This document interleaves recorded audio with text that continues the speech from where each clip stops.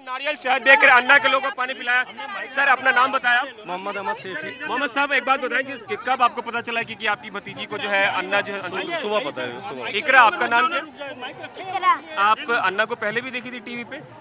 आपको कब बताया गया कि अन्ना का अनशन तोड़वाने जा रही हैं आप? आज बताया सुबह। अच्छा कितने क्लास में पढ़ती हैं आप? चौथी में। अन्ना ने क्या बोला आपसे?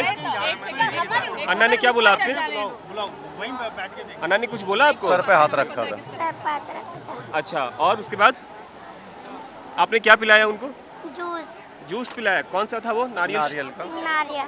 अच्छा अन्ना साहब ने क्या सुबह में आपका अन्ना साहब कैसे मैसेज आया था? नहीं मैं जुड़ा हुआ हूँ अन्ना साहब से। अच्छा मैं जुड़ा हुआ हूँ तो अच्छा। मतलब ये कि मेरे पास मैसेज आया था सुबह तो बच्ची को लाना है तो ये मेरी जिम्मेदारी थी, मैं बच्ची को लेकर आया। ठीक है। इकरा आपकी कोई और ख्वाहिश है? आगे पढ़ने की है, आगे पढ़ने की और खिदमत करने की। बताओ। पढ़ने की और खिदमत करने की। पढ़ने और खिदमत करने की ख्वाहिश है। कैमरा मुरलीधर पांडे के साथ कुमार कुंद, दिल्ली, न्यूज़ 24। आपने देखा छोटी सी बच्ची जिसने अन्ना हजारे को जूस पिलाकर शहद पिलाकर उनका अनशन तोड़वाया। हम इससे पहले बातचीत कर रहे थे स्टूडियो में बैठे मेहमानों से और हमारे साथ हैं नवीन जिंदल, कांग्रेस के नेता। नवीन जिंदल साहब, हालांकि तल्ख सवाल है, शायद इसका जवाब आप देना चाहेंगे या नहीं या कैसे देंगे, लेकिन सवाल है कि क्या ये माना जाए कि कांग्रेस पार्टी ने या कांग्रेस के जो नेता हैं या जो पर्दे के पीछे जो लोग इस अन्ना आंदोलन को किसी ढंग से इसमें कोई रास्ता बनाने की कोशिश कर रहे थे, सुलह सफाई की कोशिश कर रहे थे, क्या उनकी विफलता है? क्या यह माना जाए कि जिस ढंग से कांग्रेस के नेताओं के बयान आए, चाहे मनीष तिवारी हो चाहे दिग्विजय सिंह हो, और जिस ढंग से हैंडलिंग हुई, उसका नतीजा है कि 13 दिन बाद या 12 दिन बाद सरकार ने जो किया उससे सरकार पर लोगों को भरोसा नहीं हो रहा है। उल्टे लग रहा है कि सरकार मजबूर थी, वरना यह तस्वीर नहीं होती जो कल देखने को मिली कि मंच पर विलासराव देशमुख प्रधानमंत्री की चिट्ठी लेकर जाते हैं और अन्ना हजारे से अनशन तोड़ने की अपील करते हैं।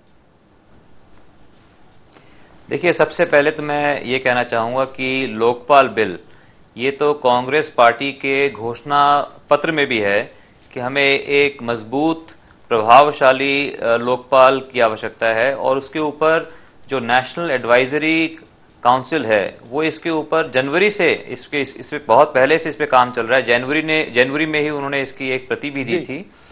तो इसलिए, और ये जो आपने बात कही, जो मनीष तिवारी जी की बात कही, अब देखिए कभी कभी हर वक्त हर आदमी कोई परफेक्ट नहीं होते। उस समय पे जो हालात थे, उस समय पे अन्ना जी ने एक चिट्ठी लिखी थी, पत्र लिखा था प्रधानमंत्री जी को, और उसमें जो है उनको थोड़ा आघात था कि भी जिस तरह की भाषा प्रधानमंत्री जी को लिखी गई और उस समय जो भी उनको मामला मिला, जो भी कोर्ट की जजमेंट्स मिली, उसके ऊपर कुछ टिप्पणी की, जिसके लिए उन्होंने अभी कुछ दिन पहले उन्होंने खेद प्रकट भी किया। तो मैं समझता हूं कि उन बातों से अब वो बातें बहुत पुरानी हो गई। मैं समझता हूं कि सरकार ने एक बहुत ईमानदारी से प्रयास किया कि इस मुद्दे के ऊपर एक आम सहमति बनाई जाए, क्योंकि सरकार अकेले कुछ नहीं कर सकती। सरकार को जितने भी विपक्षी दल हैं सबको साथ में लेकर के, संसद को साथ में लेकर के, सबको जोड़ करके एक आम सहमति बनाई। और जो कल उसी का नतीजा आपने देखा कि पूरी संसद ने, लोकसभा ने भी और राज्यसभा ने भी किस तरह से जो है मेज थपथपा करके अपना जो है इसको अपना अनुमोदन दिया, इसको अप्रूवल दिया।